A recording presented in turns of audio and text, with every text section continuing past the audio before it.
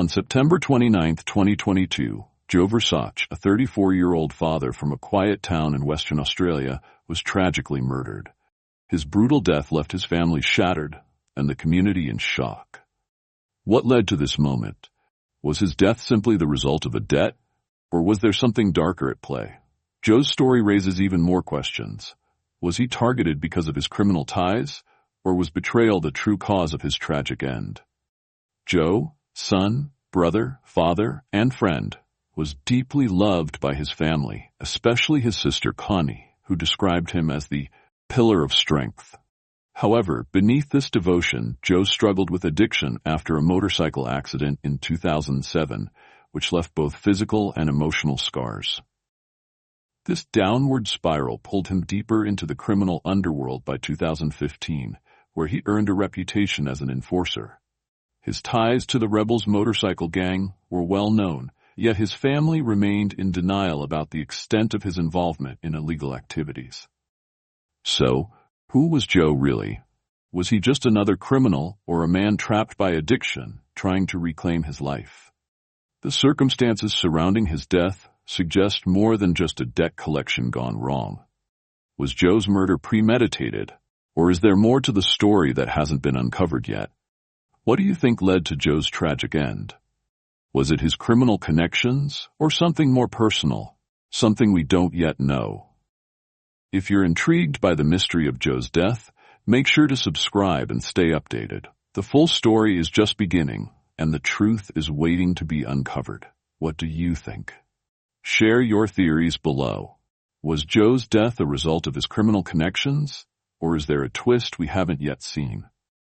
And for more in-depth investigations into the criminal underworld, like and subscribe to The Criminal Files. Joe Versace's life was irrevocably altered the day of his motorcycle accident in 2007. What should have been a brief setback turned into the catalyst for a dark, downward spiral. While the physical scars were healing, the mental and emotional toll began to take shape, forever shifting the course of his life. The trauma of nearly losing his life was something he couldn't shake, and it soon spiraled him into a world of numbing escape, addiction. But addiction wasn't the only beast Joe had to fight. The world he was drawn into began to entrench itself deeper with every poor decision, every setback. The downward trajectory accelerated, and the path of least resistance was the criminal underworld, an environment that would feed his need for adrenaline, power, and escape. His past caught up with him, not as an innocent victim, but as someone whose name became synonymous with trouble. Arrests piled up. The drug charges, the thefts, the assaults, they all marked his path, and each time, Joe seemed to go deeper, falling into the abyss, farther from the man his family once knew. Joe's escalating cycle of poor choices wasn't just about his addiction. It was a testament to how far someone could be pulled away from their core values when faced with constant failure and no real way out. The question remained, could he ever break free from the gravity of his choices, or had the pull of this criminal life become too strong for even his will to resist? As Joe's personal life crumbled, so did his distance from the criminal world. His reputation, built on his physicality and willingness to go to extremes, made him an attractive figure to outlaw motorcycle gangs. The rebels, notorious for their ruthlessness, had been keeping an eye on Joe. They didn't just see him as an outsider. They saw a man who could be molded into a weapon. Joe's role in the criminal underworld was more than just a figurehead. It was a position that demanded loyalty and brutality.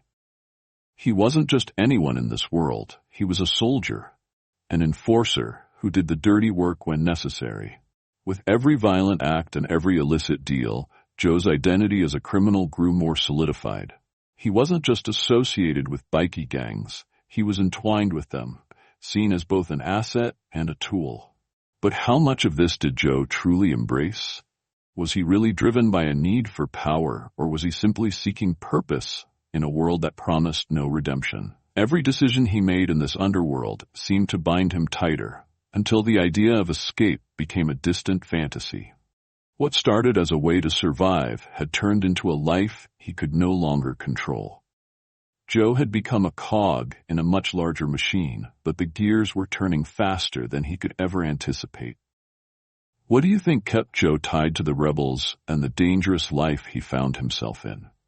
Was it a thirst for power, or was he just a man trying to survive in a world that offered no second chances? Could he have broken free, or was this always his path? Just when you think Joe's life couldn't become more entangled in the criminal world, something else happens. Something that will change everything. His role in the gangland world doesn't just put him in the line of fire. It brings new threats, new alliances, and eventually a fatal confrontation that will cost him his life. The deeper we go, the more we learn that Joe's ties to the rebels were more than just business, they were personal. But when trust breaks down and debts are left unpaid, who can you really rely on? Stay with us as the pieces of Joe's life begin to converge into a deadly final chapter. It was late in the afternoon on September 29, 2022, when everything changed in Gnangara. The Gnangara workshop, tucked in a semi-rural area north of Perth, had always had a murky reputation. This was a place where criminal activity seemed to find refuge, a place that had seen its share of shady deals and illicit exchanges. But no one could have foreseen that this very location, one so deeply tied to the criminal underworld, would become the scene of a brutal murder that would rock the community and shatter a family. Joe Versace entered the workshop that day, carrying with him the weight of his tangled past. A man caught between loyalty and a dangerous lifestyle, Joe's presence there wasn't unusual. He was familiar with the space, its characters, and its dark dealings. But he had no idea that this would be his final visit. A series of poor choices and a long-brewing debt had led to this moment. The moment when his life would end, violently and unexpectedly. Joshua Duperouzel, known for his ties to the rebels' bikie gang and a history of violent behavior, had a long-standing issue with Joe. The debt Joe owed him, a $3,000 drug-related payment, had gone unpaid for far too long. But in the world Joshua inhabited, this was no simple matter. It was an affront to his pride, a breach of the unspoken rules of respect. Joshua didn't care about the money itself. It was the principle that mattered. A man like Joe could not walk away from such a debt without consequences. Joshua's decision to resolve the issue wasn't made in haste. It was calculated, deliberate. He wasn't just heading to the workshop to collect money. He was going there to settle an old score. The debt had become a symbol of Joe's disregard, and Joshua had no intention of letting it go unnoticed. But was there something deeper at play? What drove Joshua to this moment? Was it just about the debt, or had his growing frustration and anger toward Joe been building to this explosion? Whatever the motivation, it was clear that Joshua had planned this encounter with deadly precision. Joshua's preparation for that moment was chilling in its detail. At 3:56 p.m., he turned off his mobile phone, ensuring he couldn't be traced. The action, seemingly small, was part of a broader strategy to ensure his anonymity. His black BMW, ominously marked with the license plate 666, was parked 2 kilometers away from the workshop, where he switched from his regular attire into something more suited for the crime he was about to commit. Joshua donned black trousers over his shorts, black gloves, and a piece of black cloth that would serve as a mask. Armed with a 9mm pistol, he was ready for what was to come. Fully masked and disguised, he made his way to the workshop. The tension hung thick in the air as Joshua entered the building. His presence immediately felt. He demanded that the 4 men downstairs tell him where Joe was, holding the gun firmly in his hand. They directed him to the mezzanine level, and that's where he found Joe, standing above, holding methamphetamine and cash. The confrontation was inevitable. The argument quickly turned heated. Joe, realizing the grave danger he was in, tried to reason with Joshua, but words failed him. Joshua, never one to waste time on pleasantries, pulled the trigger and fired a warning shot into the wall, likely to make it clear that he was not there to negotiate. The situation escalated rapidly, the tension reaching a boiling point. The 2 men struggled, but Joshua's intent was clear. This was no simple debt collection. This was about dominance, control, and making sure Joe understood the price of defiance. In the midst of the violent struggle, a second shot rang out, striking Joe directly in the eye. The force of the bullet sent shockwaves through Joe's skull, and it exited just behind his left ear. The brutality of the shot was chilling, and in that moment, Joe's life was extinguished. Joshua grabbed what cash he could and fled the scene with the same cold efficiency with which he had arrived. In under 15 minutes, Joe Versace was dead, and Joshua was already on the move, disappearing into the night. What was truly driving Joshua Duperouzel in that moment? Was it the debt, or was there something more personal, something darker, fueling his actions? As Joe struggled to protect what little he had left, did he understand how dire the situation had become? The police were already on their way, but by the time they arrived, the scene was chaotic. What had started as a routine day in a quiet workshop had turned into a murder investigation, one that would reveal far more than anyone could have anticipated. But who would lead the authorities to Joshua? Was he truly gone, or was the next chapter of this mystery just beginning? The investigation had only just started, and as the hours ticked on, the search for Joshua Duperouzel was on. But could they catch him before he vanished into the shadows? Stay with us as we uncover the next part of this chilling tale, where the truth is far from what anyone expected. The aftermath of Joe Versace's murder left the community in utter shock. In the moments following the shooting, the scene was chaos, an eerie mix of confusion, panic, and disbelief. Inside the workshop, Joe's lifeless body lay in a pool of blood, his violent end occurring so swiftly that there was no time for anything but a desperate phone call to emergency services. The paramedics arrived quickly, but the scene was already set. Joe Versace was gone, and there was nothing anyone could do to bring him back. Outside the workshop, the response from Joe's family was immediate. Connie, his sister, arrived at the scene, her heart racing with dread. She had heard the rumors, the chilling whispers that her brother had been shot, but nothing could have prepared her for the sight that awaited her. Joe, the man who had been so fiercely protective of his family, now lay motionless. His mother, too, was on her way, already bracing for the worst. But nothing could prepare her for the devastating blow of losing her son. The grief that flooded the family was immeasurable, their pain compounded by the brutality of Joe's death. Meanwhile, the media quickly descended on the scene, eager to capture every angle of the story. News outlets painted Joe's murder with the broad brush of his criminal history, focusing on his ties to drugs and the underworld. The media frenzy intensified, creating an environment that was as chaotic as it was unforgiving.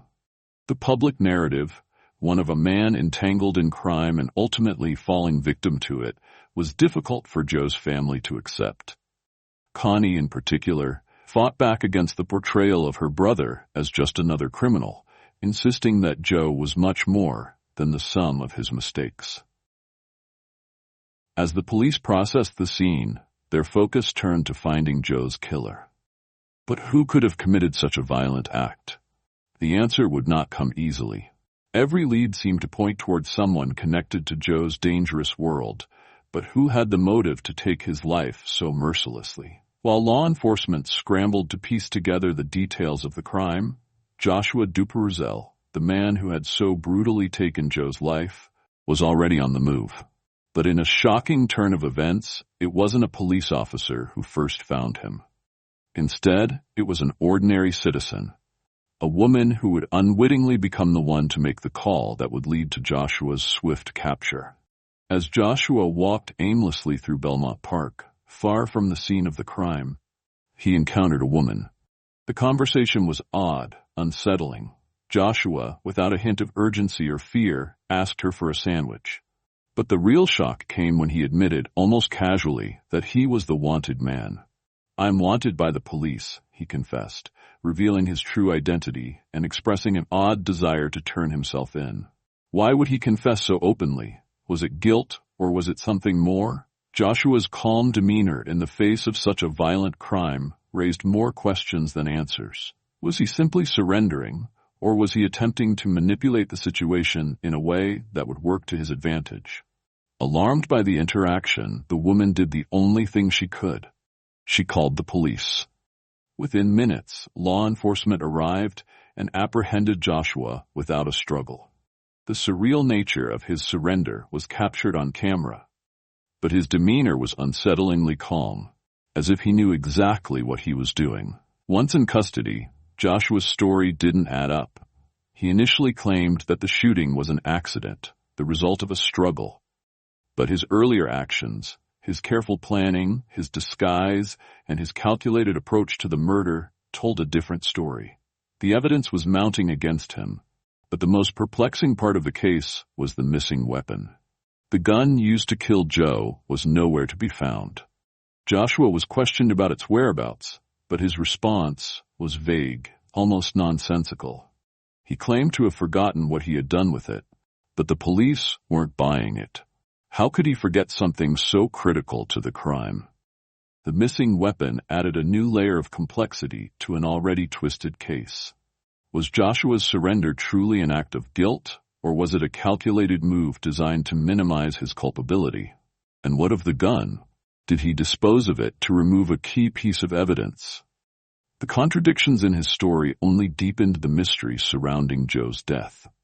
Why did Joshua Duperouzel surrender so easily, and why did he choose to confess to a complete stranger? Was it out of guilt, or was there a deeper psychological reason behind his actions? And what about the missing weapon? Did Joshua hide it intentionally, or was it an oversight on his part? As Joshua sat in police custody, the case was far from resolved. His confession, while shocking, raised even more questions about his true motives. With the investigation in full swing, the authorities were determined to uncover every detail of the crime. But would they uncover the full truth? The missing gun, the conflicting statements, and Joshua's sudden surrender all pointed to a man who wasn't fully ready to face the consequences of his actions. The investigation had only just begun, and the questions surrounding Joe's murder were becoming more complex with every passing hour. What would the authorities uncover next? And would they be able to piece together the final details of this tragic crime? Stay tuned as the investigation into Joe Versace's murder continues, with revelations that could change everything. After the shock of his arrest wore off, Joshua Duperouzel's case was set to unravel in front of the eyes of the public. His initial denial of guilt seemed like a standard defense, but there was an undeniable weight of evidence already stacking against him.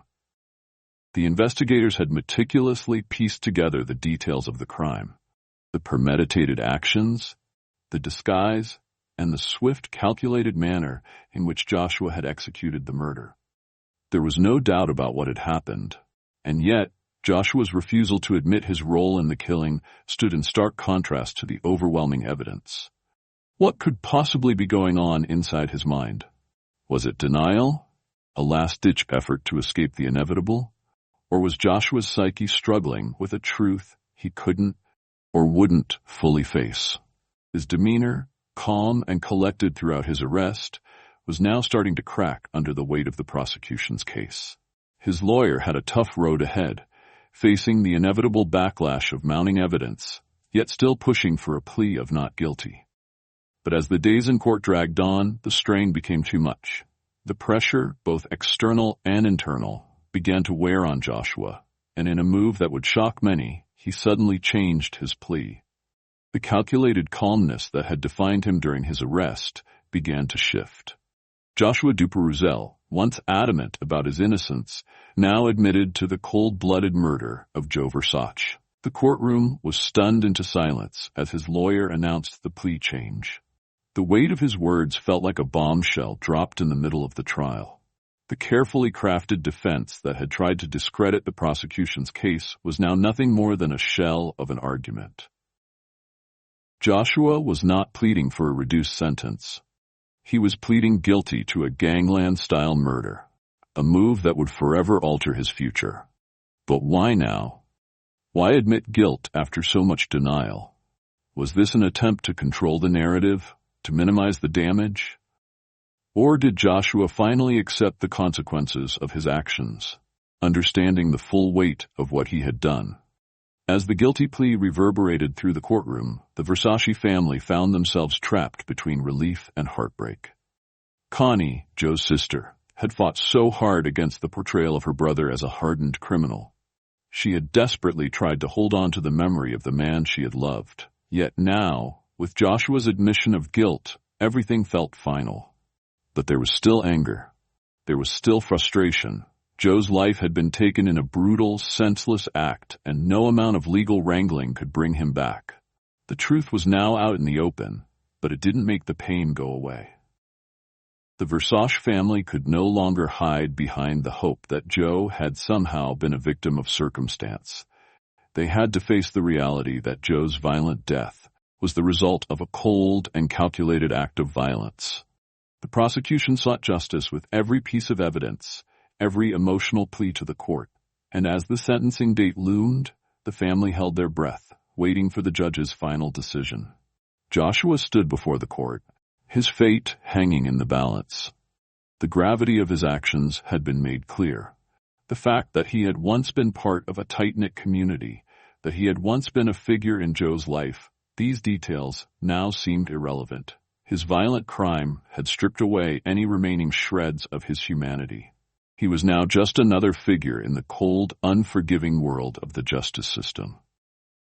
On February 27, 2024, the court delivered its sentence. Joshua Duperouzel was to spend life in prison, with a non-parole period of 14 years. The sentencing was as final as the plea. The family let out a collective sigh of disbelief, the weight of justice settling over them. Joe's death had been avenged, but at what cost? The years ahead would still be marked by pain, by the absence of a man who had been a son, a brother, a father. As the court recessed, the emotional toll on the Versace family was evident. Justice had been served, but the emotional scars were deep. Connie, standing outside the courthouse, spoke to the press. Her words, filled with raw grief, showed the impact of this senseless crime. "We've lost Joe. We'll never get him back. No sentence can change that." But even in her pain, there was something else, something almost unbearable, the knowledge that justice had been done. The court had acted, but it would never bring Joe back. His absence would remain, a haunting reminder of how fragile life truly is.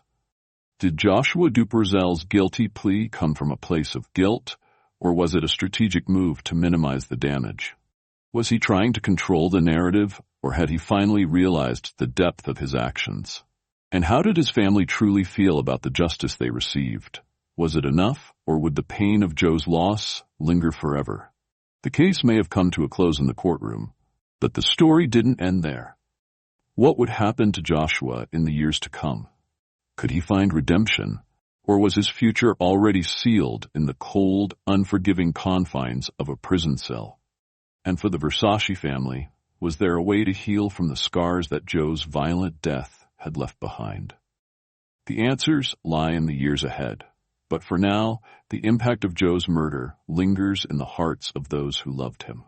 Stay with us as the story of Joe Versace's life and the tragic events surrounding his death continue to unfold. The courtroom had come to a close, but for Joe Versace's family, the real journey of grief had only just begun. The legal proceedings, the finality of the sentence, and the official acknowledgement of Joshua Duperouzel's guilt did nothing to erase the deep, gnawing emptiness that Joe's death had left behind. The truth was, no matter how much justice had been served, nothing could bring Joe back to his family. Connie, Joe's sister, stood at the heart of the family's grief. She had fought so hard to protect his memory, to keep the narrative of her brother's life separate from the criminal world he had briefly inhabited. Yet now, with the trial behind them, she couldn't escape the haunting image of Joe's lifeless body. It was an image that replayed in her mind at night, an image that seemed to grow sharper with time. The emotional toll on Connie was palpable. She had lost her protector, her confidant, and the man who had stood by her through it all. The anger at his untimely death was only matched by the emptiness of knowing that she could never change what had happened. But Connie wasn't alone in her grief. Joe's mother, too, had been left with a wound too deep to heal. The loss of a child was something no parent should ever endure. Yet she found herself in the agonizing position of having to bury her son. The press, the trial, the public attention, all of it had felt like a never-ending storm. Yet nothing could prepare her for the quiet moments when the reality set in. Joe was gone. The familiar voice, the laughter, the comfort of his presence, they were now memories, drifting farther from her grasp.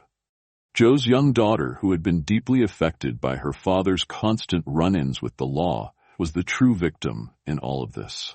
At just 14 years old, she was forced to face the harsh reality of growing up without her father, a man she barely knew outside of his flaws, but one who, despite everything, was her father. As time moved forward, she would have to navigate life without him, and no amount of justice could make up for that. While the family wrestled with their grief, they also struggled with the question of legacy. How would Joe be remembered? As a criminal who got caught in the wrong world, or as a man who had, despite his mistakes, been deeply loved by those who truly knew him? Would his legacy be marred forever by the violent way in which his life had ended? Joe Versace's death did not exist in a vacuum. It was a violent act that rippled outward, affecting not only his family, but also the community and the larger world of organized crime. The murder sent shockwaves through Perth's criminal underworld, where the story quickly became fodder for gossip, speculation, and even fear. Joe had been a figure in that world, but his death brought the harsh reality of violence into full view. Joshua Duperouzel's actions did more than just settle an old debt. It also intensified the scrutiny on outlaw motorcycle gangs like the Rebels. The murder of Joe, a man with ties to the criminal world, was a stark reminder of the deadly violence that lurked beneath the surface of everyday life. Police were forced to escalate their efforts against bikie gangs, launching new raids and increasing surveillance. Joe's death, in many ways, served as a catalyst for the crackdown that followed. But for those on the inside, the message was clear. No one was truly safe. Yet the effect wasn't just on the criminals who lived in the shadows. It stretched out to Joe's family, who now had to contend with a new public narrative. The sensationalized portrayal of Joe's criminal ties, his addiction, and his past mistakes created a complicated legacy. But how would the community and the people who had loved him remember Joe? Was he simply another casualty of a violent world, or was there a deeper story worth telling? A story of a man who struggled to rise above his past, but was ultimately caught in a cycle of violence. For the Versace family, that question was more than just theoretical. It was deeply personal. Joe's legacy was theirs to define, but it was a task fraught with emotional complexity. How could they preserve the memory of a man who had tried so hard to protect them, but ultimately lost his battle with the very world he had tried to escape? What will Joe's legacy be? Will he be remembered as another victim of the criminal world, or will his family and loved ones find a way to preserve his memory as more than just his mistakes? And how do we, as a society, define someone's life once it ends so violently? Do the circumstances of their death overshadow everything else? The legacy of Joe Versace, like the man himself, would continue to unfold in the years to come. His family, though devastated, would have to live with the consequences of his death long after the court's decision had been made. But would Joe's story ever truly be understood? Would the complexities of his life and death be remembered? Or would the brutal way he was taken be the only thing left behind? The journey to understanding Joe's legacy is far from over, and the true impact of his death on both his family and the community is something that time will reveal. Stay with us as we continue to explore the complicated story of Joe Versace, a man whose life ended too soon, but whose impact will be felt for years to come. Joe Versace's death wasn't just an event, it was a seismic shift that altered the lives of everyone it touched. His family, though they had buried him, were left with the weight of grief that could not be measured in years. The sense of loss was overwhelming, a constant undercurrent that would define their lives going forward. Connie, Joe's sister, had been Joe's closest ally. She had been the one who had never turned her back on him, no matter how much trouble he got into. The days after his death were filled with pain, but there was also something else. An ache that no amount of legal justice could soothe. She felt betrayed by the way the world had judged Joe. His criminal ties, his mistakes, his addiction, these were the things that would be remembered, while his love for his family, his desire to protect them, and his good heart seemed to be overlooked. But even Connie struggled with the paradox of who Joe had been. He wasn't just a victim of his environment. He was a man who had actively chosen paths that led him into trouble. There was no denying that his criminal involvement had played a role in his demise. But was that all he was? Was Joe simply the sum of his mistakes? For Joe's mother, the pain was more direct, more visceral. A mother was supposed to outlive her children, not bury them. But here she was, left with an empty place at the dinner table, a vacant room, and an irreparable gap in her heart. No matter how many years passed, Joe's absence would leave a scar that no amount of time could heal. In her heart, he was still the young boy who had promised to take care of her. That promise, broken so suddenly, left a sorrow that reverberated through every corner of her life. And for Joe's daughter, 14 years old, forced to grow up in the shadow of a man who had never fully been a father to her, this tragedy was more than just a loss. It was a cruel reminder of the kind of legacy Joe had left behind. She was growing up in a world without her father, a father who, despite his flaws, had been a part of her identity. The emotional burden of losing him at such a formative age would shape her future in ways no one could predict. Joe's death also left a mark on the community at large, one that would not easily be forgotten. In the weeks following the murder, whispers filled the air. Questions were raised, and judgment hung like a heavy cloud. Joe had been known in the criminal circles, but was that all he was? Was he simply a statistic, another man consumed by the very world he'd been trying to escape? The police crackdown that followed, targeting outlaw motorcycle gangs and criminal activity, was seen as a direct response to Joe's murder. And yet, for all the efforts to contain the violence, it became clear that Joe's death had exposed deeper cracks in the system. Was the real problem the gangs themselves, or was it the society that allowed such violence to thrive?